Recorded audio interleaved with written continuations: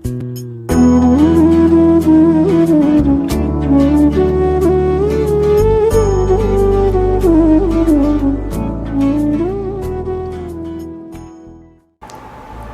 Independence day to all of you.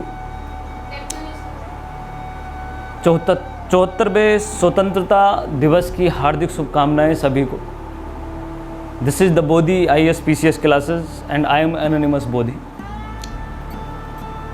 First of all I would like to thank our local administration who give permission to attend this small function related to Independence Day। और स्वतंत्रता दिवस पर ये validation हमें मिल जाने के लिए बहुत बहुत धन्यवाद है हमारे लोकल प्रशासन को। सोशल डिस्टेंसिंग के साथ में हम जो है ये छोटा सा प्रोग्राम इंडिपेंडेंस डे पर सेलिब्रेट करने जा रहे हैं। द बोधी क्लासेस का हमेशा से एक ही औचित्य रहा है, एक ही इम्पोर्टेंस रहा है, जो बेसिकली मैं हमेशा कहता भी हूँ कि कोचिंग संस्थान हो, कोई इंस्टीट्यूशन हो या स्कूल कॉलेजेस वगैरह जितने भी हैं जहाँ पर भी सेलिब्रेशंस होते हैं, उसमें एक अहम चीज़ ये है कि हम किसी भी सेलिब्रेशन को समय के साथ कितना अपने जीवन से जोड़ पाते हैं।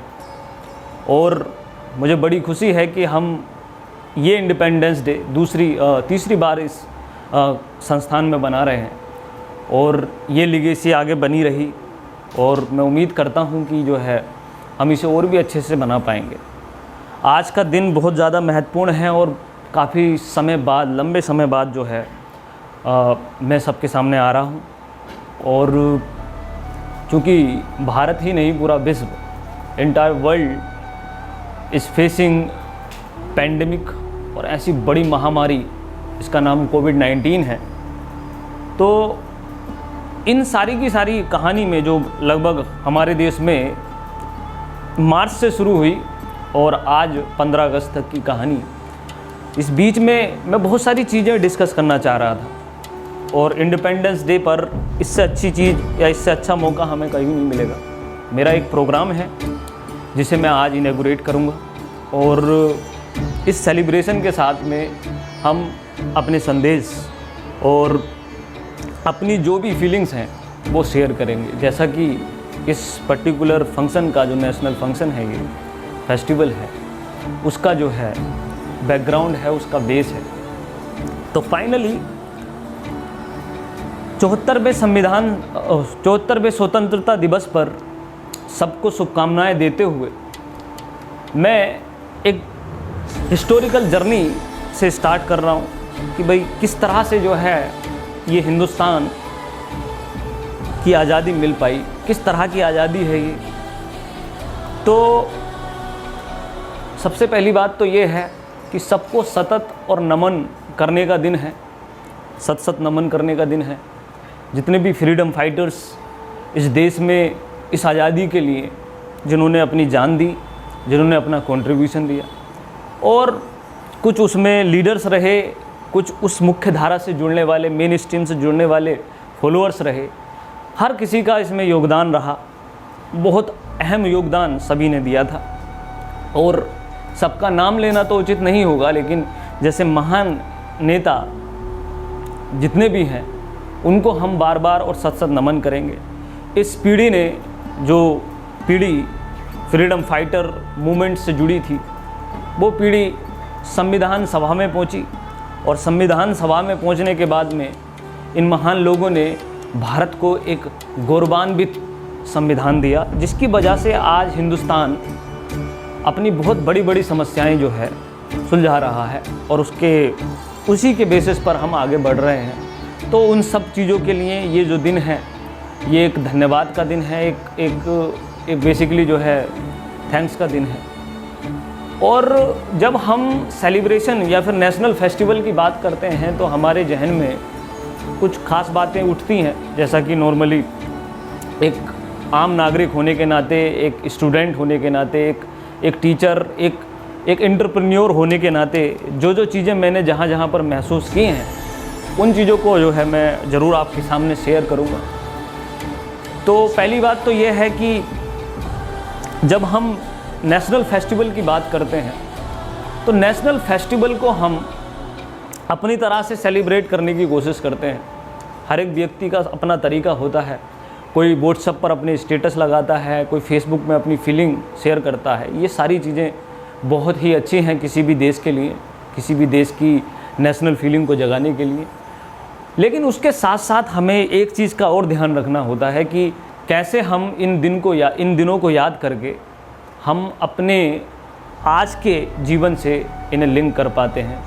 क्या इनका सच में रेलेवेंस है या नहीं है, कहीं हम किसी सूडोइज्म का शिकार तो नहीं हो रहे हैं। तो ये सारी चीज़ें बड़ी अहम हैं, ठीक है। जैसे कि आज का दिन बहुत सारे लोगों के लिए छुट्टी का दिन भी हो सकता है, और इसमें उनकी ये जो है हिंदुस्तान की ये एक बहुत बड़ी ब्यूटी है कि इतनी फ्रीडम हम प्रत्येक सिटीजन को देते हैं कि वो उसे छुट्टी के रूप में भी मनाते हैं और अलग अलग रूपों में मनाते हैं। जिसका जैसा दिमाग वो वैसा इस पर्टिकुलर फेस्टिवल को सेलिब्रेट करता है और नहीं भी करता है। दोनों में ही हमारे देश की ब्यूटी झलकती है। ठीक उसी तरह से मैं एक तरीके से एक पर्टिकुलर बात है जो मैं शेयर करना चाह रहा था कि नेशनल हॉलीडेज़ स्पेसिफिकली जैसे इंडिपेंडेंस डे, रिपब्लिक डे, 2 अक्टूबर, ये बड़े बड़े जो नेशनल डे हैं हमारे देश के, इसमें हर एक व्यक्ति को जो है कम से कम अपनी ज़िंदगी का कुछ अहम हिस्सा, कुछ अहम समय ज़रूर देना चाहिए। भले ही आप कितने ही ज़्यादा बिजी हो, कितने ही ज़्यादा आप चाहे गवर्नमेंटल हो, नॉन गवर्नमेंटल हो, किसी कोऑपरेट सेक्टर से जुड़े हों, आप कहीं पर भी हो, लेकिन ये जो पर्टिकुलर फेस्टिवल्स हैं ये नेशनल फेस्टिवल्स हैं और इनको सेलिब्रेट करने का अभी दायित्व हमारा ही है। और इनको सिर्फ सेलिब्रेट नहीं करना, बल्कि इनके जो मैसेजेस हैं उनको अपने जीवन की जो नई धारा बनी है, जो हमारी नई सोच है, जो नई समस्याएं हैं, उन समस्याओं को लिंक करके सेलिब्रेट करना होता है। सर, आज़ादी का दिन है और उस समय हमें पॉलिटिकल आज़ादी चाहिए थी, राजनीतिक आज़ादी हमने ली। 15 अगस्त 1947 में हिंदुस्तान पॉलिटिकल रूप से अपने पैरों पर खड़ा हो गया। इसे सही शब्द में मैं अगर बोलना चाहूँ तो स्वराज मिला हमको। स्वराज मतलब सेल्फ गवर्नेंस। बस एक बड़ा चेंज 1947 के 15 अगस्त को हमें देखने को ये मिला कि हम 15 अगस्त 1947 में राजनीतिक और पॉलिटिकल तरीके से क्या हो गए, आज़ाद हो गए। लेकिन ये जो दिन है जिसको हम सेलिब्रेशन कह रहे हैं, ये सिर्फ आज़ादी का दिन, सिर्फ पॉलिटिकल रिवॉल्यूशन या पॉलिटिकल इंडिपेंडेंस का दिन नहीं होना चाहिए। हम इसे आज़ादी का दिवस के तौर पर बना सकते हैं। हमें आज़ाद तो होना ही है। किन किन चीज़ों से होना है? पहले की समस्याएं कुछ और थीं, आज की समस्याएं कुछ और हो सकती हैं। आपकी कुछ व्यक्तिगत समस्याएं भी हो सकती हैं, व्यक्तिगत इंडिविजुअल समस्याएं कि भाई आपकी कोई कमी है, उस कमी को दूर करने का दिन है ये, उससे आज़ाद होने का दिन है ये। हो सकता है आपको बहुत ज़्यादा लंबे टाइम तक सोने की आदत हो, तो आप हो सकता है कि अगर इस दिन में आप इस तरीके का रेजोल्यूशन बनाएं कि भाई आज मैं जो है इस समस्या से आज़ाद होना चाहता हूँ, तो ये भी आपका एक सेलिब्रेशन होगा। और अल्टीमेटली यही सेलिब्रेशन भी है, यही मैसेज भी है कि हम जीवन में हर एक पर्टिकुलर फेस्टिवल से, पर्टिकुलर इनिशिएटिव से, इवेंट से एक मैसेज लें और उसे अपने जीवन से जोड़ दें। ठीक है, तो अगर हम इन छोटे छोटे इवेंट से अपनी लाइफ में चेंजेस करेंगे तो डेफिनेटली हमें आज़ादी मिलेगी। आज़ादी कोई ऐसी चीज़ नहीं होती कि भाई मिल गई और मिलने के बाद में हमें जो है एक तरीके से इनलाइटनमेंट मिल गया है, उद्धार हो गया है। ठीक है, आज़ादी को लेना जितना मुश्किल होता है उससे ज़्यादा मुश्किल होता है उसको संभालना, उसका मेंटेनेंस, चाहे वो किसी भी चीज़ की हो, उसको सततता देना बड़ा मुश्किल होता है। पॉलिटिकल रिवॉल्यूशन में मैं ज़रूर आज बात करूँगा क्योंकि दिन है। और सबसे पहली बात मैं यही बताना चाहूँगा कि समाज के या हमारे जीवन के जो मुख्य पर्टिकुलर 4 अलग अलग फैक्टर हैं, उन फैक्टर में पॉलिटिकल फैक्टर है, राजनीतिक, देश का एक राजनीतिक फैक्टर होता है जो सबसे अहम भी होता है। पॉलिटिकल के बाद इकोनॉमिक फैक्टर होता है, आर्थिक, और इकोनॉमिक के बाद सोशल फैक्टर होता है, सामाजिक, और फिर चौथा होता है हमारा कल्चरल फैक्टर, रिलीजियस फैक्टर। जीवन में या किसी भी पर्टिकुलर अखंड यूनिट में, जिसे हम भारत कहते हैं, हिंदुस्तान या इंडिया कहते हैं, उसके अंदर हमने 1947 में एक पॉलिटिकल क्या लिया, आज़ादी ली। इस पॉलिटिकल आज़ादी से हमारे पास में क्या आनी थी, इकोनॉमिक फ्रीडम आनी थी, आर्थिक आज़ादी आनी थी। मैं इस बारे में बात करूंगा कि आई या नहीं आई, कितने हद तक आई और कहाँ हम फेल हुए। उसके बाद में हमारे जीवन में या हमारे देश में सामाजिक क्रांति या फिर सामाजिक आज़ादी आनी थी। ठीक, समाज में जितनी भी कुरीतियाँ हैं उनसे आज़ादी होनी थी। हमने सिर्फ एक पिलर पकड़ा जिसका नाम था पॉलिटिकल इंडिपेंडेंस। तो 15 अगस्त 1947 जो है वो पॉलिटिकल इंडिपेंडेंस का डे है, और उस पॉलिटिकल इंडिपेंडेंस से हमें अपने देश में इकोनॉमिक इंडिपेंडेंस लानी है, ठीक है, जो कि आ जानी चाहिए थी। और फिर लानी है हमें सोशल इंडिपेंडेंस, और सोशल के बाद कल्चरल इंडिपेंडेंस, सांस्कृतिक क्रांति या सांस्कृतिक आज़ादी। और फिर ये किसी भी पर्टिकुलर कंट्री के 4 फिनोमिना होते हैं जिसमें हमें अचीव करना है। तो हिंदुस्तान में जब भी हम 1947 की 15 अगस्त की इस वर्षगांठ को बनाएं, हमेशा याद रखें कि आज़ादी या 15 अगस्त सिर्फ पॉलिटिकल इंडिपेंडेंस की डे, पॉलिटिकल इंडिपेंडेंस की आज़ादी है। उसके अलावा जो 3 आज़ादियाँ हमें लेनी हैं कंट्री के लिए, वो हमारा एक इम्पोर्टेंट राइट है, हमारा इम्पोर्टेंट ड्यूटी है, हमारा इम्पोर्टेंट दायित्व है। ये सारी चीज़ों को जहन में रख के हमें अपने जीवन को व्यतीत करना चाहिए, हर एक नागरिक को व्यतीत करना चाहिए। और हिंदुस्तान के अंदर कुछ बड़े बेहतरीन सितारे थे, जैसे कि हमने पिछले साल भी डिस्कस किया था, जिनकी वजह से हिंदुस्तान एक नायाब जिंदा दिल कंट्री के रूप में पूरे वर्ल्ड में जो है अपने आप को साबित कर पाया। ठीक है, इसे गोल्डन स्पैरो कहा गया, सोने की चिड़िया कहा गया, और इसे ज्ञान का देश कहा गया। ठीक है, इसे जगत गुरु कहा गया, और जो भी कुछ कहा गया उसमें कुछ गलत नहीं कहा। इस बात को मैं हमेशा से कहता हूँ कि आपको गौरवान्वित होने के लिए कोई ये हमारा या किसी भी कंट्री के अंदर किसी भी पर्टिकुलर पॉलिटिकल पार्टी का या किसी का भी कोई प्रोपेगेंडा नहीं हो सकता। ठीक है, देश के अंदर आप अपनी क्षमताओं को पहचानने के बाद में बस आपको ये पहचानना होता है कि आपकी बेसिकली स्ट्रेंथ क्या है। तो जब हिंदुस्तान को या फिर इंडिया को आप स्ट्रेंथ के रूप में देखेंगे, पे उसकी पहचान करेंगे, तो उस पहचान के बाद में आप डेफिनेटली उसके जो है कायल बन जाएंगे। और बहुत सारे लोग, बहुत सारे जिन लोगों ने हिंदुस्तान को एक बेसिकली जन्नत के रूप में कहा है, तो और वो भी विदेशी लोगों ने, तो इस पर्टिकुलर बातों को सोचते हुए, इन पर्टिकुलर बातों को सोचते हुए हम ये नहीं कह सकते कि भाई ये कोई नेशनलिस्ट प्रोपेगेंडा है, राष्ट्रवादी प्रोपेगेंडा है। ठीक है, आज़ादी को बनाने का तरीका ये नहीं हो सकता, वो नहीं हो सकता। इन सब चीज़ों से उठकर इस दिन को बनाने का एक अपना एक अहम वी कैन से योगदान है, कंट्रीब्यूशन है, और इसे मनाना ज़रूर चाहिए। हर एक व्यक्ति को अपनी तरह से मनाना चाहिए और इसके मैसेज को समझते हुए इस सेलिब्रेशन को करना चाहिए। मैं सभी को धन्यवाद करूंगा कि इस कोविड-19 के टाइम पर आपने बड़ी सजगता के साथ में तमाम प्रिकॉशंस के साथ में यहाँ आने का जो है साहस दिखाया है, और इस साहस के लिए मैं आपको धन्यवाद देता हूँ। और स्ट्रेंथ कम रही, इस चीज़ के लिए भी मुझे खुशी है कि हम ज़्यादा बड़ी स्ट्रेंथ के साथ में इकट्ठे नहीं हो पाए, जैसा कि हमें प्रिकॉशंस अपनाने भी हैं। समय काफ़ी ज़्यादा संवेदनशील है, सेंसिटिव है। उन संवेदनशीलताओं को आज डिस्कस करने का दिन है, इसलिए मैंने आप सभी को इनवाइट किया है। अपने प्रोग्राम को आगे बढ़ाते हुए मैं आप लोगों के विचारों को सुनना चाहूँगा।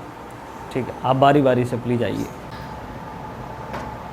आज़ादी, मुझे ऐसा लगा है अब तक जहाँ पे आज़ादी देनी चाहिए वहाँ पे हम आज़ादी नहीं देते, लेकिन जहाँ पे नहीं देनी चाहिए वहाँ थोड़ी ज़्यादा आज़ादी दे देते हैं। तो ये एक तरह का थोड़ा सा मिसमैच हमने जनरेट कर दिया है।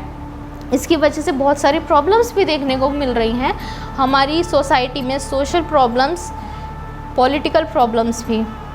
अब जैसे कि मैं थोड़ा सा एग्ज़ाम्पल देकर बताऊं तो जब बच्चा टीन एज में आता है तब उसके पेरेंट्स को उससे आज़ादी छीन लेनी चाहिए।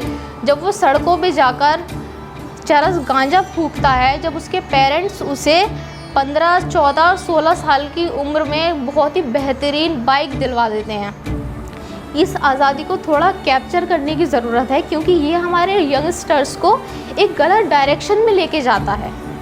उसके बाद हम आज़ादी की बात करते हैं। हमें उसे आज़ादी तब देनी चाहिए जब वो बच्चा अपने एक एजुकेशन फील्ड में अपनी स्ट्रीम चूज़ करता है कि मुझे साइंस स्ट्रीम चूज़ करनी है या फिर कॉमर्स या फिर आर्ट्स। उस टाइम पे उसे हमें आज़ादी देनी चाहिए। लेकिन नॉर्मली पेरेंट्स क्या करते हैं कि हाँ इसका ट्रेंड ज़्यादा है, आने वाले टाइम में ये वाली स्ट्रीम ले लो, 3 साल कोर्स करके नौकरी लग जाएगी, ज़िंदगी कट जाएगी। ये गलत है। यहाँ हमें उसे आज़ादी देनी चाहिए थी। इसके बाद एक टाइम है और वुमेन के लिए ये स्थिति बहुत ज़्यादा डिग्रेडेबल हो जाएगी। इस चीज़ से उभरने का मुझे सिर्फ एक ही सॉल्यूशन दिखाई देता है कि किसी के ऊपर भी डिपेंडेंट ना रहें, और डिपेंडेंट ना होने का जो एकमात्र शस्त्र है हमारे पास वो है सिर्फ और सिर्फ एजुकेशन। चाहे वो किसी भी वर्ग की महिला हो, किसी मीडियम की या फिर किसी भी वर्ग की हो, सबसे अच्छा जो वेपन है वो सिर्फ और सिर्फ एजुकेशन ही है। एजुकेट होना महिलाओं के लिए बहुत ही ज़्यादा ज़रूरी है। मैं ऐसी आशा करती हूँ कि एक दिन ऐसा आए हमारे देश में कि जब किसी से पूछा जाए कि तुम्हारा पहला प्यार क्या है, तो सबके मुंह पे एक ही बात हो कि मेरा पहला प्यार मेरा देश है। Thank you. And wish you a very happy Independence Day to an unstable India. I repeat, wish you a very happy Independence Day to an unstable India. मैंने अनस्टेबल इसलिए कहा, I think if it is a Bharat, then I think it may control और hold the instability of India. लेकिन ये भारत नहीं है, India है, इसलिए अनस्टेबल है। अनस्टेबल की बात करें तो एक इंडिया की बात करें तो 1947 में ये पैदा हुआ एक अंग्रेजी बालक की तरह गोरी चमड़ी के साथ। फिर इसे एक केयर टेकर मिला जो कि हिंदुस्तानी था। सारे रिलीजन का एक अमलगम था। जब पंडित जवाहरलाल नेहरू एक केयर टेकर के रूप में उन्होंने भारत की भूमिका निभाई, इंडिया को संभाला 1964 तक। नॉन अलाइनमेंट जैसी पॉलिसी दी जिसमें भारत एक अपनी अलग पहचान लेकर पूरे दुनिया में खड़ा हुआ। लेकिन 1964 में ये चिराग बुझ गया और जो पूरे भारत का एक विश्व गुरु का सपना था वो अधूरा रह गया। लूटा बहुत था, पहले मुगलों ने लूटा, फिर ब्रिटिशन ने लूटा, लेकिन फिर भी एक सपना था कि हाँ हम विश्व गुरु बन सकते हैं। लेकिन वो फिर भी अनस्टेबिलिटी की बात करें हम तो जो भारत का इंडिया का नेतृत्व करती है इंडियन पार्लियामेंट, जब वो ही स्टेबल नहीं रही तो भारत इंडिया कैसे स्टेबल रहेगा। कभी टाइम था जब एक opposition leader Atal Bihari Vajpayee UN convention के दौरान भारत का नेतृत्व करने जाते हैं, और आज एक टाइम है जहाँ पर अपोजिशन का ही नाम मिट गया। क्या अपोजिशन? कुछ नहीं, उसकी कोई इज्जत ही नहीं रही। पार्लियामेंट ही अनस्टेबल हो गई तो इंडिया कैसे स्टेबल रह जाता। और दूसरी बात,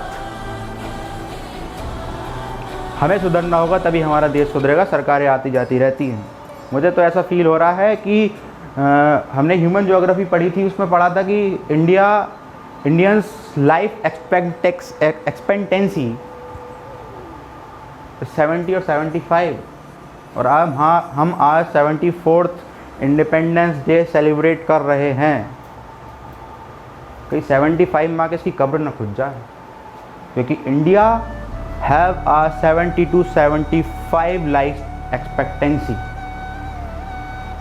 कहीं हमारी डेमोक्रेसी की भी उम्र इतनी ना हो, तो बचा लो इसे।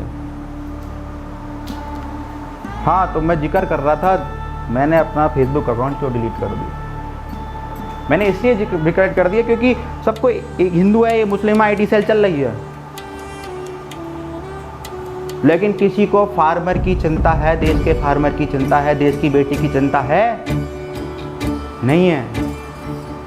कोई पोस्ट, सिंगल पोस्ट में 1 महीने से ऑब्जर्व कर रहा था, कोई पोस्ट नहीं था कि इस पेंडेमिक में किसान भी पिसा है, उसके बच्चों की फीस नहीं जा रही, उसके खर्चे नहीं चल रहे, लेकिन किसी की एक पोस्ट नहीं था। और साले सबके सब किसान के पुत्र थे, किसान की औलादें थी सब, लेकिन किसी के पास तो मंडल अध्यक्ष का पद था, किसी के पास मीडिया प्रभारी था, या वगैरह वगैरह। मेरा इन पद को बोलने का कोई किसी इंडिविजुअल के लिए मतलब नहीं है,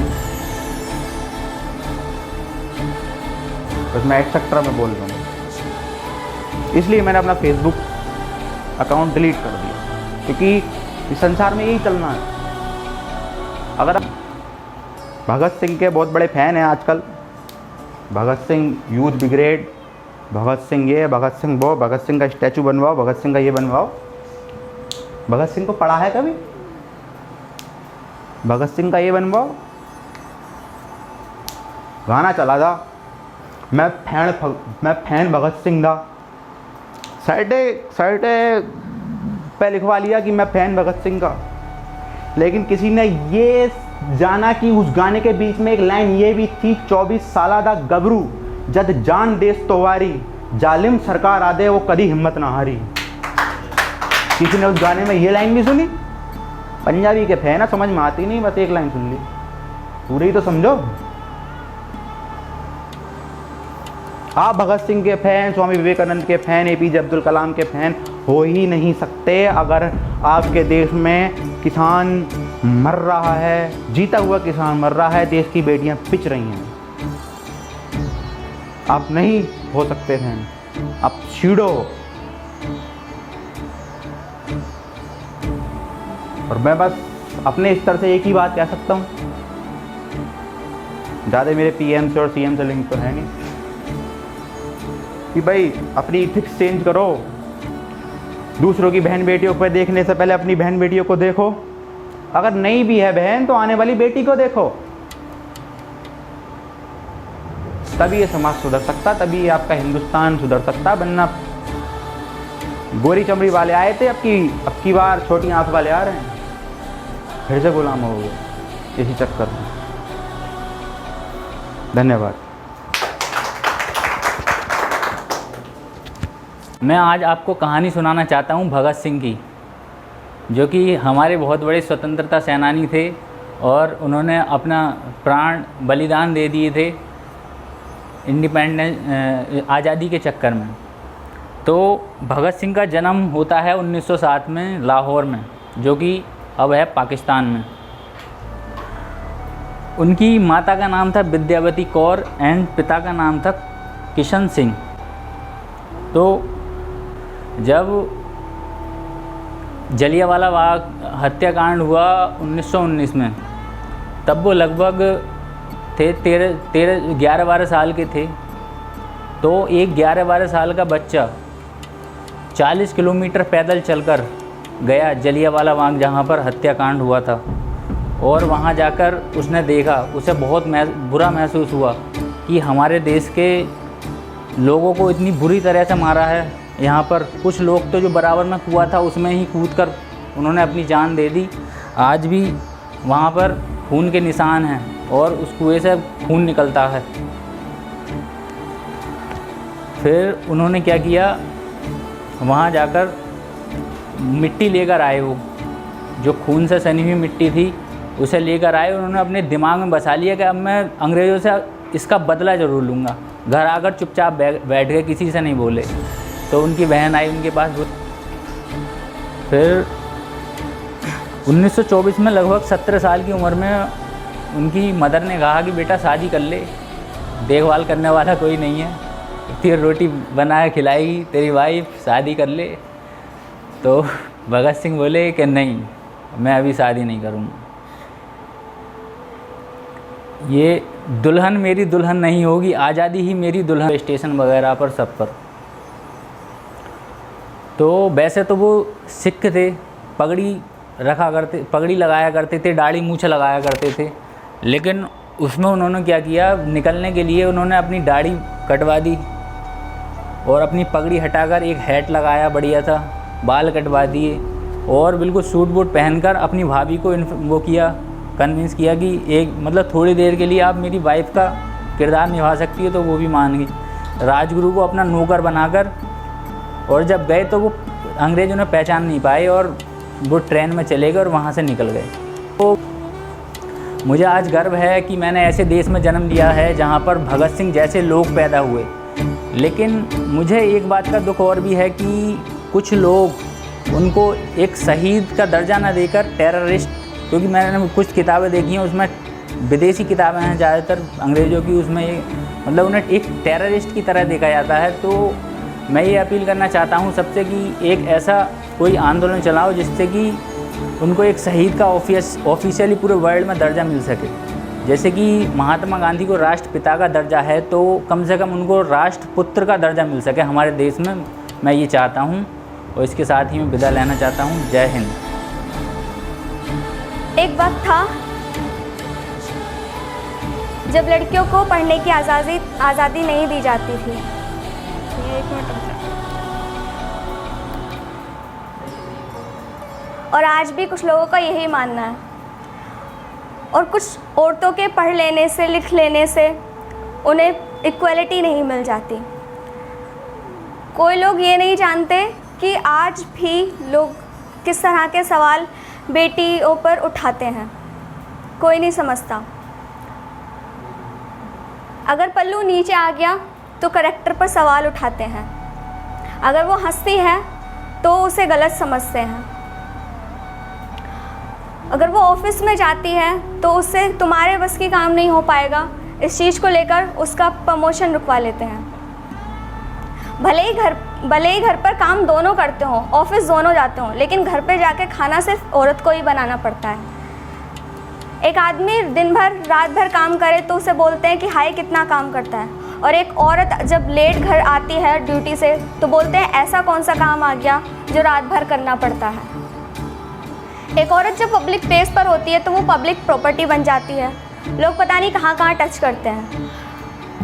जब बस में औरतों की सीट रिजर्व्स हैं, उससे मर्दों को परेशानी है, बोलते हैं कि इक्वलिटी भी चाहिए और रिजर्वेशन भी।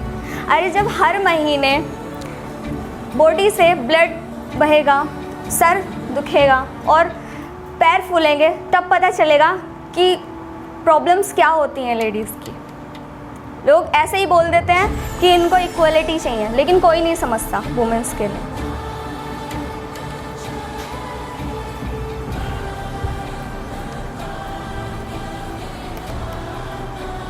और बोलते हैं कि इनको इक्वलिटी चाहिए। तो अपनी ये सारी एनर्जी वेस्ट ना करके ये सोचना चाहिए कि औरतों को क्या करना चाहिए, क्या नहीं करना चाहिए। बराबरी तो बहुत दूर की बात है, अगर हिस्सेदारी मिल जाए ना तो वही बहुत बड़ी बात है। तो वुमेन एम्पावरमेंट के लिए तो मैं बस इतना ही बोलूँगी कि सिर्फ बोलने की ही बात है कि इक्वलिटी मिल रही है, बहुत कुछ मिल रहा है, लेकिन अभी भी कहीं भी कुछ भी नहीं है। इंडिपेंडेंस डे है, आज़ादी का दिन है, आज़ादी की बात की जाती है, लेकिन अगर औरतों के लिए देखी जाए, लेडीज़ के लिए देखी जाए तो मुझे नहीं लगता कि आज़ाद है। क्योंकि आज भी औरतों को, लड़कियों को घर से निकलने से पहले कई बार सोचना पड़ता है। उनके पेरेंट्स उन्हें आज़ादी नहीं देते इसी वजह से, क्योंकि बाहर की जो जनता है वो हमें उस नज़र से नहीं देखती जिस नज़र से हमारे भाई देखते हैं, हमारे पेरेंट्स देखते हैं। वो हमें ऐसे देखती है कि वो हमें कुछ समझती ही नहीं है। और लड़कियों को इस तरह से देखा जाता है कि वो अपनी बहनों को सब मानते हैं, लेकिन दूसरों की बहन कहाँ जा रही है, क्या कर रही है, उसकी कोई सिक्योरिटी नहीं है। तो अभी भी मुझे नहीं लगता कि हमारा देश इस तरह से आज़ाद है। सिर्फ नाम के लिए वुमेन एम्पावरमेंट है, वुमेन राइट्स हैं, लेकिन अभी कुछ नहीं हुआ है।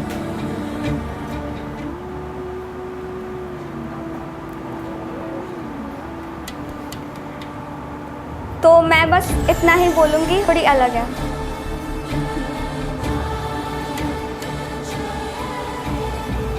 ये रफ्तार मीलों दूर ले जा रही है, ज़िंदगी का नज़ारा हरदम बदलता दिखा रही है। मुकाम ऐसे हैं जो मेरी दुआओं से कहीं बड़े हैं, इंतहा ऐसे हैं जो मेरी मासूमियत से अनजान हैं। मंजिल तुम चाहो, मंजिल मैं चाहूँ, मंजिल की ओर हर एक शख्स बढ़ रहा है, पर इस मंजिल की राहों में इन मौसमों को बदलता देखती हूँ कि कहीं ये मौसम मेरी शख्सियत ही ना बदल दें। यही ख्याल आ रहा है। बदलाव ज़िंदगी से जुड़ा है और ज़िंदगी बदलाव से, पर इस बदलाव की दलदल में ठहराव की कश्ती पर ये दिल बस अपनों को ढूंढना चाह रहा है। मन पर अमन की पट्टी लिए सोच और उम्मीद को अपनी पलकों पर सजाए।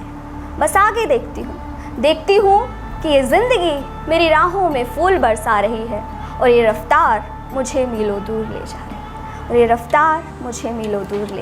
है। तो मैं यही कहना अपील करना चाहूँगा अपनी भारतीय सरकार से कि जैसा हमारे इतिहास के 2 महान राजाओं ने किया था, जैसे अशोक, उन्होंने सार वृद्धि का कॉन्सेप्ट दिया था, जिसमें हर किसी को हर एक धर्म की बेसिक नॉलेज होनी ज़रूरी थी। उन्होंने सारे धर्मों को समझा था और सारे धर्मों का कॉन्सेप्ट उन्होंने समझा, और वो समझे कि मतलब सारे धर्मों का कॉन्सेप्ट एक ही है कि सेंसिस से कॉन्सेप्ट पे जाना है। फिर इसी को आगे चलकर फॉलो किया द ग्रेट अकबर ने। जब अकबर मुग़ल एम्पायर में हमारे देश में 2 ही महत्वपूर्ण जातियाँ थीं, हिंदू और मुसलमान। अकबर एक मुसलमान राजा थे, फिर भी उन्होंने हिंदुओं को पूरा सम्मान दिया। उन्होंने हिंदुओं के साथ मैरिज अलायंस बनाए, वैवाहिक संबंध, और उन्होंने 1562 में हिंदुओं की वजह से गाय हत्या पर रोक लगा दी। 1563 में पिलग्रिमेज टैक्स हटा दिया और 1564 में उन्होंने जजिया कर भी हटा दिया, जो नॉन मुस्लिम्स के ऊपर लगता था। फिर उसके बाद उन्होंने 1582 में दीन इलाही का कॉन्सेप्ट दिया। तो आज भी हमें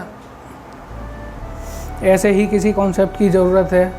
हमारी भारत सरकार को आज शिक्षा नीति में ऐसा ही कुछ अपग्रेड करना चाहिए, जिससे हर किसी व्यक्ति को सारे धर्मों की बेसिक नॉलेज हो, जिससे वो सारे धर्मों की रेस्पेक्ट करेगा, तो फिर हमारे देश में विकास भी ज़्यादा होगा। जैसे आज हर कोई व्यक्ति चाहता है कि उसके मज़हब, जैसे हिंदू चाहते हैं मंदिर बने, मुस्लिम चाहते हैं मस्जिद बने, सिख चाहते हैं ईसाई बने, और सिख चाहते हैं गुरुद्वारे बने, और क्रिश्चियन चाहते हैं गिरजाघर बने। तो जब हर किसी को बेसिक नॉलेज होगी हर एक धर्म की, तो वो हर एक धर्म की इज्जत करेगा और ये चाहेगा कि इन सब चीज़ों की जगह हमारे देश में हॉस्पिटल और स्कूल्स बने, जिससे हमारे देश का विकास हो। बड़ी शानदार प्रस्तुतियाँ आपकी रहीं, और एज ए टीचर बड़ी खुशी की बात है कि आप लोगों को जो है वो चीज़ें समझ में आती हैं, जो आपको कहीं ना कहीं आपका जो सिलेबस है वो समझाता है, जो बेसिकली यूपीएससी का मोटिव है आपके व्यक्तित्व में परिवर्तन करना, आपकी पर्सनैलिटी में परिवर्तन करना। वो सारी चीज़ें जो हैं आपकी जो है प्रस्तुतियों में, आपकी प्रेजेंटेशंस में जो है दिखाई दी। क्योंकि डे इज़ वेरी बहुत स्पेशल है ये दिन, और इस दिन पर मैं हमेशा से कोई मैसेज आप लोगों तक पहुंचाता हूं, और जब मैं आप लोगों की बात करता हूं तो सभी की बात करता हूं, और उसमें specifically youth of India, Bharat के जो युवा हैं उनको मैं टारगेट करता हूं, क्योंकि यूथ ही हैं जो भारत का,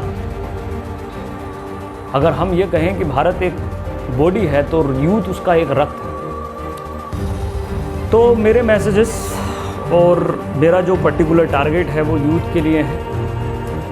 तमाम समस्याओं को देखकर, चुनौतियों और संकटों को देखते हुए देखिए, एक चीज़ मैं आपको बताता हूँ कि लाइफ में या कभी भी किसी भी कंट्री में 3 तरह की चीज़ें होती हैं। एक होती हैं परेशानियाँ, एक होती हैं चुनौतियाँ और एक होता है संकट। ये जो मैकेनिज्म है ये समझना बड़ा ज़रूरी है। परेशानियाँ जो होती हैं ये हमारे दिमाग की और मानसिक उपज होती हैं। हम अपने आप परेशान होते हैं। हमारा जो माइंड है, मस्तिष्क है, वो अपने आप परेशान करता है। और a person who has very common mind, वो हमेशा परेशान मिलेगा आपको ज़्यादातर, क्योंकि मन का जो टारगेट रहा है हमेशा से, माइंड का जो टारगेट रहा है वो मनुष्य को परेशान करना ही रहा है। वो हमेशा आपको विचलित करके रखता है। तो परेशानी एक कॉमन इंसान की ज़िंदगी का हिस्सा है। अगर आप एक एवरेज माइंड रखते हैं, एक एवरेज इंसान हैं, तो आप परेशान रहेंगे। दूसरा सेगमेंट होता है चुनौती, चैलेंजेज इंग्लिश में बोलते हैं इसको। प्रॉब्लम मैंने आपको बता दिया, ये मानसिक उपज है। अगर आप परेशान हैं तो आप एक कॉमन आदमी हैं। लेकिन जैसे ही आप थोड़ी अपने समझने लग जाते हैं, अपने मस्तिष्क को, अपनी पर्सनैलिटी, अपने व्यक्तित्व को महत्व समझ जाते हैं जीवन का, तो आपके जीवन में परेशानियां नहीं आती, आपके जीवन में चुनौतियां आती हैं। Just like doctor B.R. Ambedkar, Mahatma Gandhi, ये वो लोग हैं जिनकी लाइफ में परेशानियां नहीं देखेंगे आप।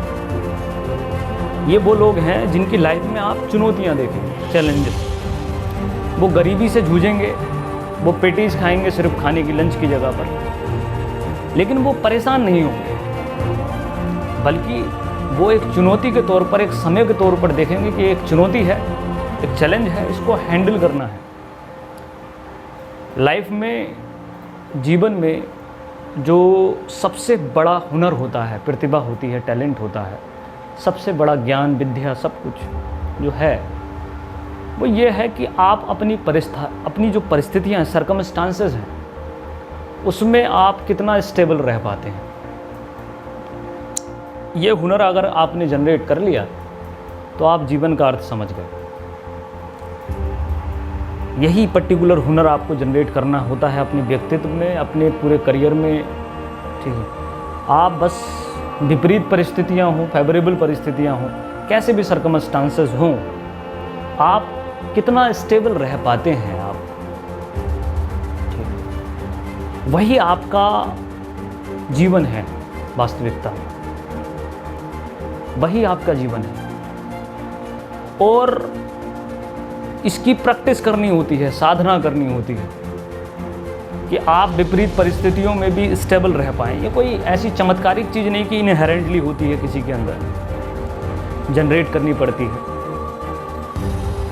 ये साधना, प्रैक्टिस के माध्यम से होती है। आप विपरीत परिस्थितियों में रहेंगे, आप प्रैक्टिस कीजिए, चैलेंज फेस करना आ जाएगा। तो जीवन में अगर आप कॉमन व्यक्ति नहीं हैं, आप स्पेशल हैं, आप थोड़ा उठ गए हैं, आपकी क्लास एरिस्टोक्रेटिक क्लास है, ब्यूरोक्रेटिक क्लास है, तब आपकी लाइफ में परेशानियां ख़त्म हो जाएंगी। तब आपके जीवन में चैलेंज स्टार्ट होंगे, चुनौतियाँ। कोई आपको डिफेम कर रहा है, कोई आपको गुस्सा दिला रहा है। These all are the parts of challenges. आपकी जीवन में इतनी सारी समस्याएं हैं, सब चैलेंजेस हैं, सब आपके व्यक्तित्व को बनाने के लिए हैं। उन्हीं से आपका व्यक्तित्व और पर्सनैलिटी बनेगा। जितने ज़्यादा आपके जीवन में चैलेंजेस रहेंगे, you will be a better human being by the challenges. और चैलेंजेस को फेस करने का हुनर ही है आपकी तैयारी, आपकी प्रिपरेशन किसी भी चीज़ की। तो परेशान तो आपको पता है कॉमन लोग रहते हैं, कॉमन लोग हमेशा परेशान रहेंगे। अरिस्टोक्रेटिक क्लास में हमेशा चैलेंजेस रहते हैं। चपरासी को आप कभी चैलेंज फेस करते नहीं देखेंगे। हाँ, उसे परेशान देखेंगे आप, तो परेशान रहेगा अपने जीवन में, लेकिन उसके जीवन में चैलेंज नहीं रहेंगे। जितना छोटा व्यक्तित्व आपका होगा, आपके जीवन में उतनी चुनौतियाँ कम होंगी। लेकिन आप राजा होंगे, किंग होंगे, आप पीएम होंगे, सीएम होंगे, ऑफिसर होंगे, आपके लाइफ में चुनौतियाँ बहुत होंगी, challenges. The difference between problems and challenges will have to be very very emphasize. बहुत ज़्यादा एम्फेसाइज करने का मुद्दा है ये। और तीसरी चीज़ होती है संकट। संकट को बोलते हैं आपातकाल, इमरजेंसी। ऐसा बड़ा रेयर होता है, rare of the rarest case में जो है संकट डिफाइन किया जाता है। संकट के अपने नियम होते हैं सर, अपने अपने नियम। संकट के अपने नियम होते हैं। संकट नहीं होता जीवन में। एक आम आदमी की ज़िंदगी में कभी संकट नहीं आता। एरिस्टोक्रेसी में भी कभी संकट नहीं आता। संकट बहुत रेयर चीज़ है। जैसे कोविड-19 इज अ पार्ट ऑफ संकट क्राइसिस। वो क्राइसिस का हिस्सा है। इसे कह सकते हैं कि ये संकट का समय है। और संकट पर बड़ा लिखा है, सारे नियम अलग हो जाते हैं। संकट के दौरान कभी राजा को गाली नहीं दी जाती। संकट के दौरान आपको एक होना पड़ता है। आप हिंदू मुस्लिम में नहीं बढ़ सकते, आप जात बिरादरी में नहीं बढ़ सकते, आप अपनी परेशानियों में नहीं बढ़ सकते। आपका फोकस बिल्कुल क्लियर होना चाहिए कि पहले आपको संकट को ख़त्म करना है। ये बहुत ज़रूरी है।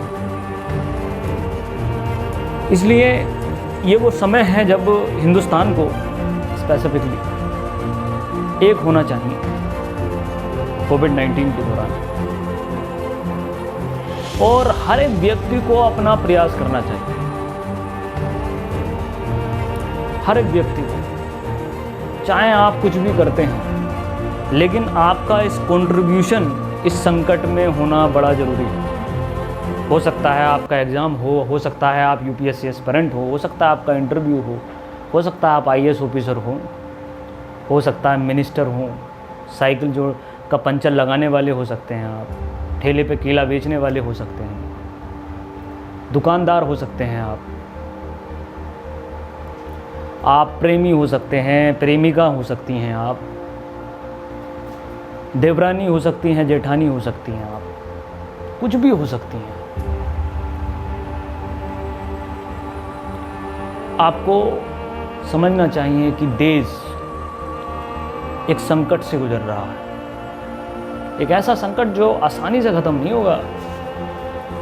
ये तो शुरुआत है। कोविड-19 pandemic is a beginning of the crisis. इसलिए काफ़ी सोचने विचारने के बाद में और मेरे जो भी गुरुजन हैं उनसे कंसल्टेशन करने के बाद में, जैसा उन्होंने मुझे सजेशन भी दिया, कंसल्टेशन भी दिया, तो उन्होंने मुझे जो है एक मार्ग दिया और उसी मार्ग पर चलते हुए मैं अपने व्यक्तिगत जीवन से उठकर इस संकट के समय में अपने इस छोटे से organisation the Bodhi IAS-PCS classes की तरफ से एक प्रोग्राम स्टार्ट करने जा रहा हूँ। क्योंकि दिन बहुत स्पेशल है, 15 अगस्त का दिन है, आज़ादी का दिवस है। और मैं हमेशा से सोचता रहा कि भाई इस क्राइसिस भरे टाइम में हम कुछ कंट्रीब्यूट नहीं कर पाए। ये बड़ा मलाल रहा जीवन में कि भाई देश इतना बड़ा संकट से गुजरा, देश में इतने बड़े क्राइसिस आए, चल रहे हैं, लोग भूख से मर रहे हैं, लोग गरीबी से मर रहे हैं और हम कंट्रीब्यूट नहीं कर पाए। ये बड़ा मलाल था, बिल्कुल इतना ही मलाल जितना कि भाई सिविल सर्विस में फेल होने का मलाल था, उतना ही मलाल मुझे कोविड-19 में पार्टिसिपेशन ना करने का मलाल है। तो जब मैंने अपनी परेशानी को समझा, उसके बाद में मुझे समझ में आया कि as a citizen of India, as a human being of this planet called earth, हर एक व्यक्ति अपनी जगह पर रहकर कंट्रीब्यूट कर सकता है अपनी तरह से अपने लाइफ में। तो मेरा जो करने का मोटिव है, जैसे कि हर एक टाइम का अपना एक वेपन होता है, अपनी एक चीज़ें होती है, वही चीज़ मैं आपको करने जा रहा हूँ। हम जब लॉकडाउन नहीं था, कोविड-19 जैसी बड़ी महामारी पैंडेमिक नहीं था, तो हमारे जीवन में कुछ एक्स्ट्रा कैरिकुलर्स थे, ठीक है। हम लोगों से मिलते जुलते थे या हम कुछ एक्टिविटीज़ करते थे जो हम नहीं कर पा रहे हैं। लेकिन उसका जो समय है, उसका जो टाइम है, वो हमें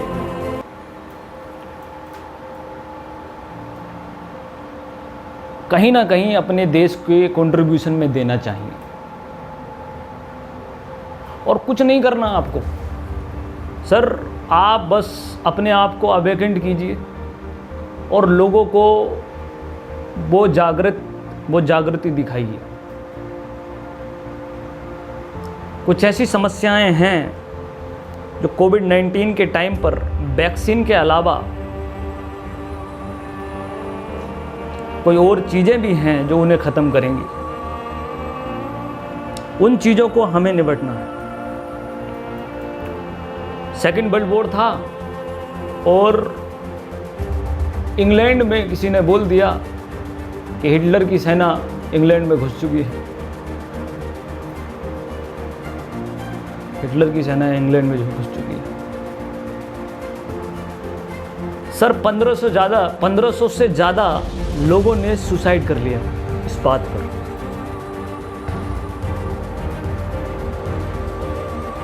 और 500 से ज़्यादा हार्ट अटैक हो गए सिर्फ इस मिथ पर, इस भ्रम पर। आपात के जो नियम होते हैं बहुत अलग होते हैं, और हिंदुस्तान जैसे बड़े देश में, जो शायद बड़ा सेंसिटिव देश है, उसमें आपात नियमों को या आपात नियमों का पालन करना, उन्हें समझना, उनके एसेंस को समझना बड़ा ज़रूरी है। इसके लिए अवेकनिंग स्टार्ट कर रहे हैं।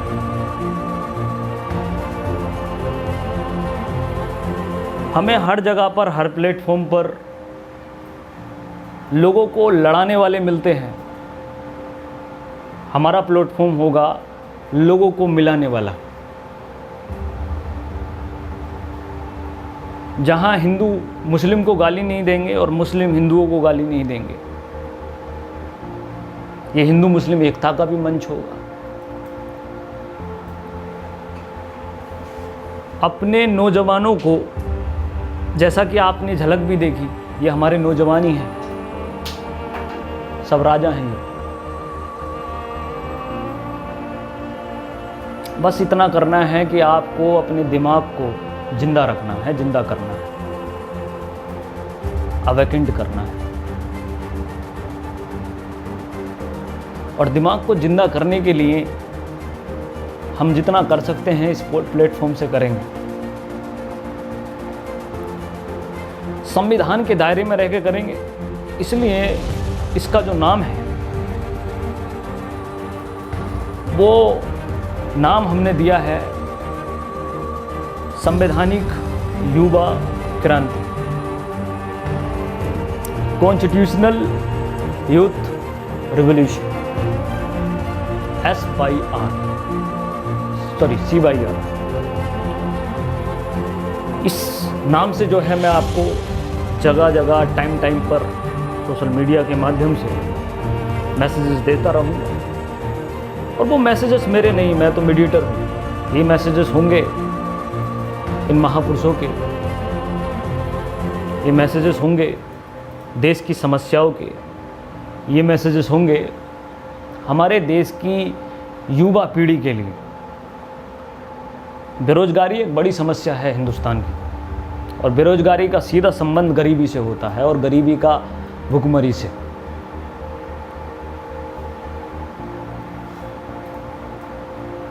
अगर आप एक UPSC एस्पिरेंट हैं आप रोज़गार पाना चाहते हैं, आप पढ़ाई करते हैं, मेहनत करते हैं, तो आप काबिल व्यक्ति हैं, आपके अंदर काबिलियत है, क्योंकि आपने सोच लिया अपने भविष्य के बारे में, तो काबिलियत तो है। आप उस काबिलियत को हम इस देश में कैसे प्रयोग कर सकते हैं, यही वे मैं आपको देता रहूँगा टाइम टू टाइम। आपको करना कुछ नहीं है, आप हमेशा पॉजिटिविटी फैलाएं, जागरूकता फैलाएं, सही को सही और गलत को गलत कहने की आपके अंदर हिम्मत हो, आपका कॉन्सेप्ट क्लियर हो, आप लड़ाई ना करें, आप किसी को समझाएं ना। ये मंच है राइट टू एक्सप्रेशन का।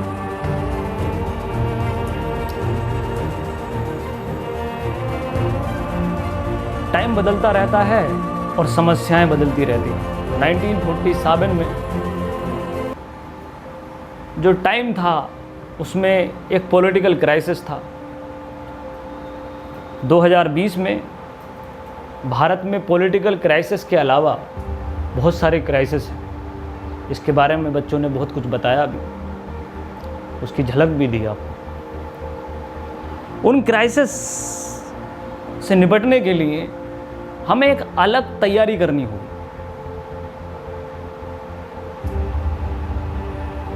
उसके लिए हमें एक अलग तैयारी करनी होगी, उसके लिए हमें यूनाइट होना होगा। हम जो भी करना चाहते हैं वो कर पाएंगे तभी जब हम इस देश को संकट से बाहर निकालें। जब तक इस देश के अंदर पीस नहीं होगा, सिक्योरिटी नहीं होगी, तब तक आपका डेवलपमेंट नहीं हो सकता। आप अपने करियर को लेकर सेल्फिश नहीं हो सकते जब आपका देश एक बड़ी संकट से जूझ रहा हो। इसीलिए ये हर एक व्यक्ति का कर्तव्य बनता है कि आपात नियमों को समझा जाए, अपने क्राइसिस को पहचाना जाए। क्या सच में ये समय गालियां देने का है? क्या सच में ये समय अफवाहें फैलाने का है, लड़ने का है?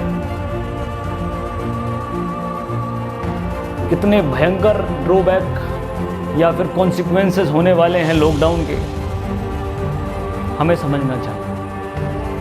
कोरोना के बाद में एक बहुत बड़ी विशालकाय महामारी इस देश के सामने खड़ी हुई है, वो है अर्थव्यवस्था, इकोनॉमी। उसे भी तो मजबूत करना होगा। इसलिए मेरी जो अपील रहेगी इस प्रोग्राम के माध्यम से, वो नौजवानों के लिए होगी, युवाओं के लिए होगी। और युवा जो दुनिया में सबसे ज़्यादा हिंदुस्तान में है, इंडिया में है, जिस देश में सबसे ज़्यादा युवा हो वो देश कभी हार ही नहीं सकता, कभी भी नहीं। बस युवा को कॉन्स्टिट्यूशनल होना है, डायरेक्टिव होना है, दिशाहीन नहीं होना, डायरेक्टिव होना है। इस आज़ादी के दिवस पर, फ्रीडम के डे पर, मैं सभी युवाओं से यही अपील करूंगा यहाँ के इस मंच से कि आप जहाँ भी हैं, जो भी कर रहे हैं, आप साबित करें कि आप युवा हैं। आप इस संकट के समय में कितना कंट्रीब्यूशन इस देश में दे सकते हैं। और सर बहुत सिंपल है, आप फेसबुक चलाते हैं तो फेसबुक में आप लोगों को बांटने का काम करते हैं या जोड़ने का काम करते हैं? आप कोई स्टेटस लगाते हैं, आप लोगों को जोड़ने का काम कर रहे हैं आपका स्टेटस, या फिर बांटने का काम कर रहे हैं? आप जो भी कुछ करते हैं उससे कहीं किसी को कोई नुकसान तो नहीं हो रहा? बस उसी एसेंस को समझना है और उसी के लिए बोला गया अवेकनिंग, जागरूकता बहुत बड़ी चीज़ होती है। बुद्ध ने सिर्फ जागरूक ही तो किया लोगों को। गांधी, अंबेडकर, भगत सिंह, ये सब जागरूकता का खेल तो समझते हैं। आप समझते नहीं the power of awakening. Ram आपसे जागरूकता की तो बात करते हैं। प्रोफेट मोहम्मद आपसे जागरूकता की ही बात करके गए हैं। Awakening, awakened mind is a live mind, alive mind. जागरूक दिमाग ही जिंदा दिमाग होता है। और कोई मशीनरी नहीं लगती सर सही और गलत करने में, बस आपको रैशनल होना है थोड़ा सा। युवाओं से ज़्यादा कोई रैशनल होता नहीं, इसलिए क्रांति जो होती है वो हमेशा युवाओं से होती है। इसलिए हमारा जो प्रोग्राम है संवैधानिक युवा क्रांति, वो युवाओं के लिए है, इस देश के अंदर पुनर्जागरण करने के लिए है। हम जितना प्रयास कर पाएंगे इससे, उतना प्रयास जो है कर लेंगे। लोग जुड़े, लोगों का मंच होगा ये। ऐसे अवेकेंड लोगों का मंच है, और यहाँ कोई राजा नहीं और सब राजा हैं। यहाँ कोई बॉस नहीं और सब बॉस हैं। कोई नौकर नहीं, सब नौकर हैं। मैं हूँ anonymous, and everyone of this particular program will be anonymous.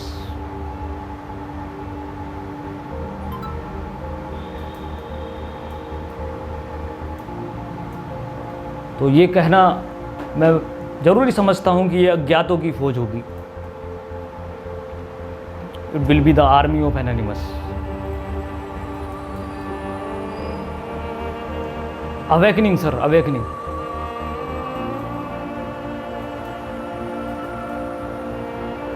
लक्ष्य, चुनौतियां, संकट। जीवन में लक्ष्य तो बहुत कुछ होते हैं। जब आप अच्छे ह्यूमन बीइंग बन जाते हैं, आप अच्छे सिटीजन बन जाते हैं, तो आप कुछ भी बन जाएंगे सर, कुछ भी। आप अच्छे मिनिस्टर बन सकते हैं, आप जो भी कुछ बनेंगे अच्छे ही बनेंगे, लेकिन आपको सबसे पहले एक अच्छा इंसान होना है। You will have to be very good human being first.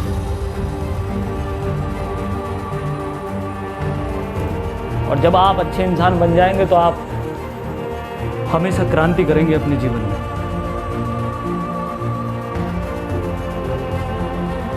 Insecurity का तो खेल ही नहीं। इसलिए मैं अपने संस्थान को, या हम अपने संस्थान को कभी भी कॉमर्शियल संस्थान नहीं कहते। मैं तो खुद शुक्रगुजार रहता हूं इस पूरे के पूरे ऑर्गेनाइजेशन का। ये व्यवस्था अगर सरवाइव कर पाई तो ये अमर हो जाएगी।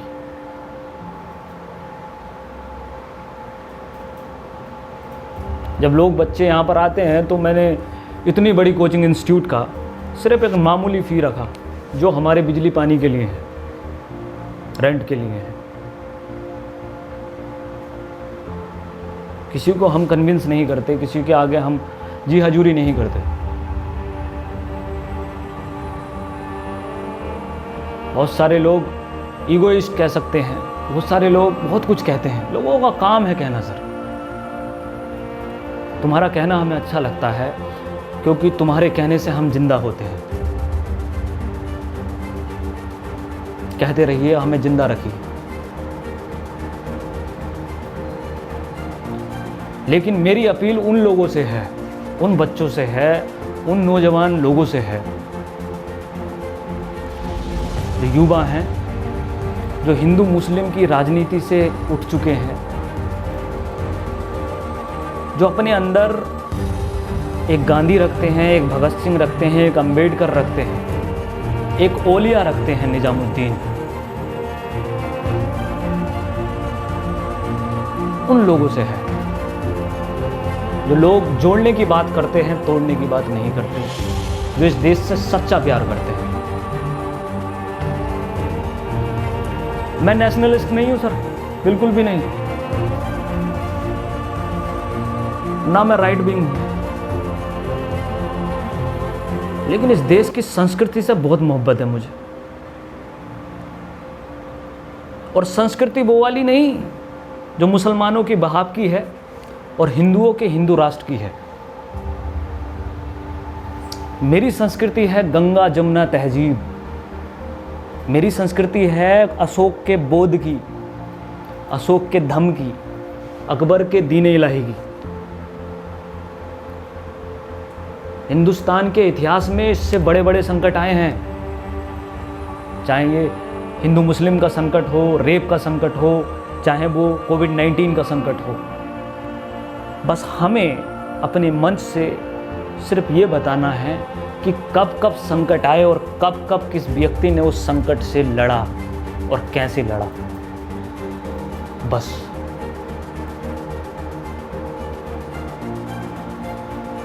सर यहाँ हर चीज़ की अपनी फौज बना रखी है, हर चीज़ की।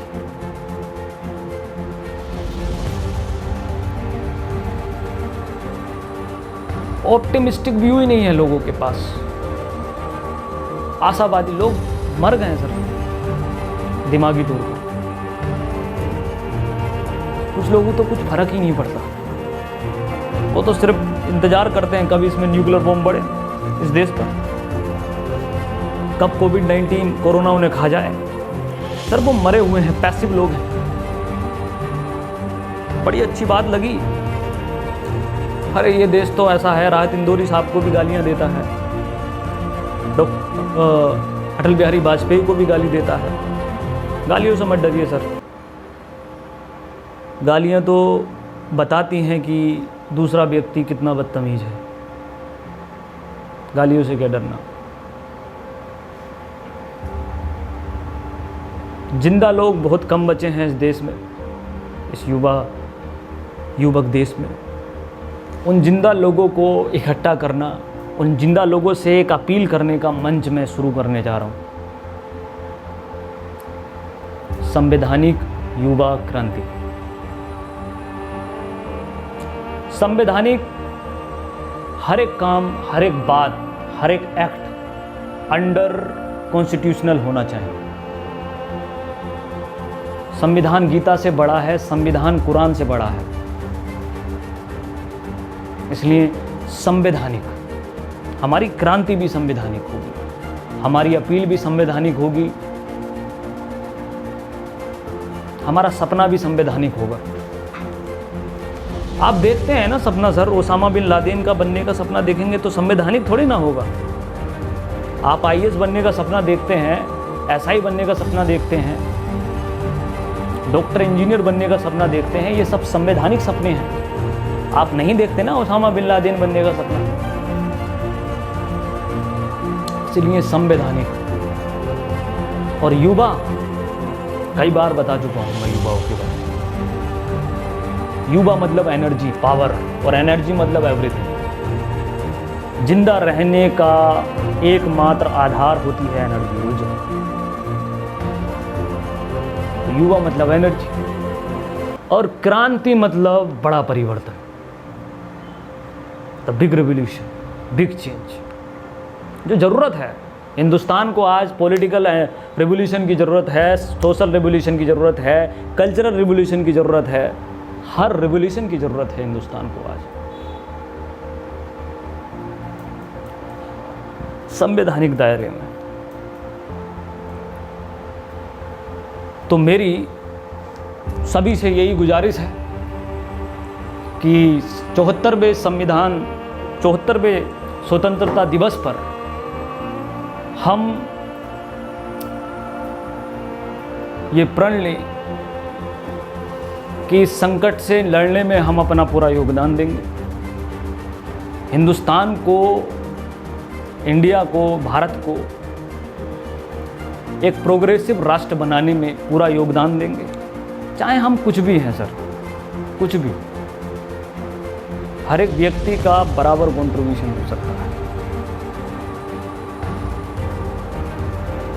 इन्हीं बातों के साथ, इसी अपील के साथ में, इसी सपने के साथ में और सबको धन्यवाद करते हुए स्पेसिफिकली यहाँ पर आए हुए मेरे युवा साथी, कोई गुरु चेला नहीं है यहाँ। मैं एक मीडिएटर हूँ जो आपको सिर्फ इन्फॉर्मेशन प्रोवाइड कराता है, नॉलेज प्रोवाइड कराता है, फिर आप वो बन जाते हैं। सभी दोस्त हैं मेरे, सभी भाई हैं, और मुझे किसी से पैर नहीं छुपाने, और ना ही मुझे शागिर्दों की एक फ़ौज तैयार करनी है। मैं तो खुद शागिर्द हूँ।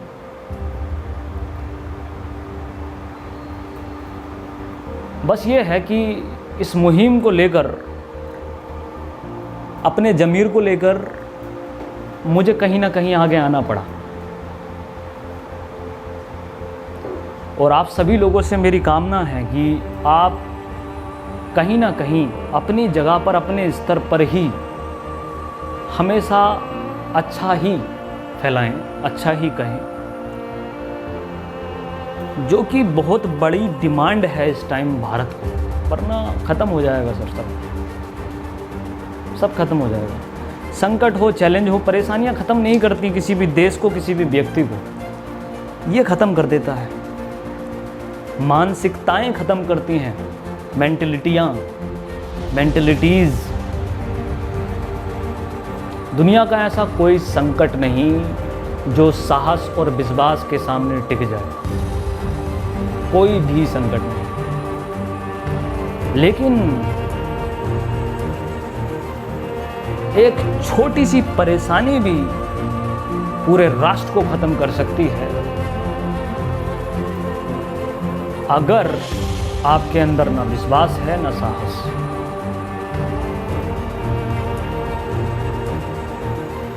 इसलिए वो ज़माने चले गए, वो बातें भी चली गईं जब आप अपने राष्ट्र के बारे में सोचो और आपको कोई नेशनलिस्ट कहे और नेशनलिस्ट आपको गाली लगे।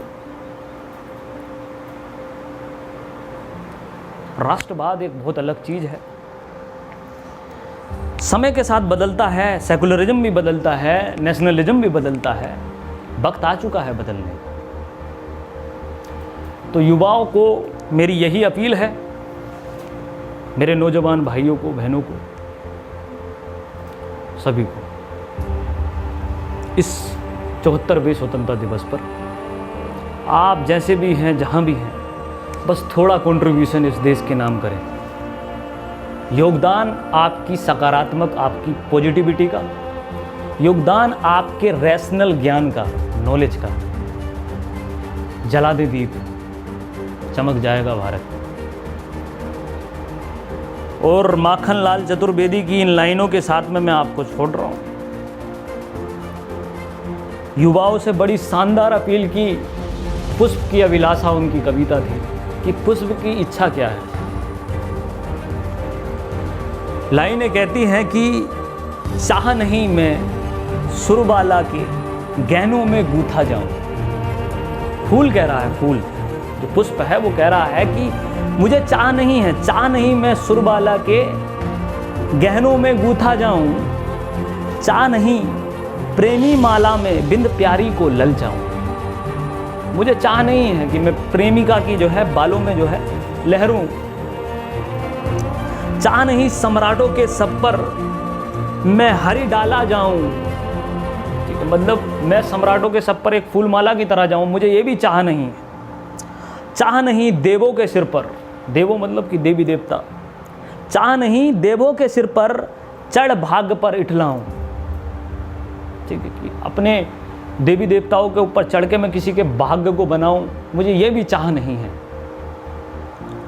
मुझे तोड़ लेना बनमाली, उस पथ पर देना तुम फेंक।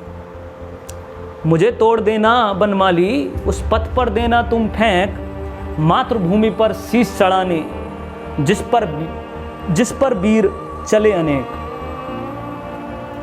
यह है पुष्प की अभिलाषा कि उस पथ पर मुझे फेंकना, उस पथ पर जो है मुझे चढ़ाना, जहाँ पर एक राष्ट्र को पर कुर्बान होने वाला जो शहीद है, सब है, वो सब जब आए तो उस पर चढ़ाना।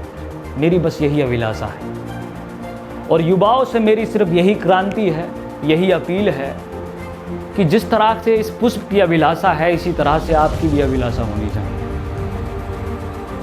अखंड है, प्रचंड है, आरंभ है।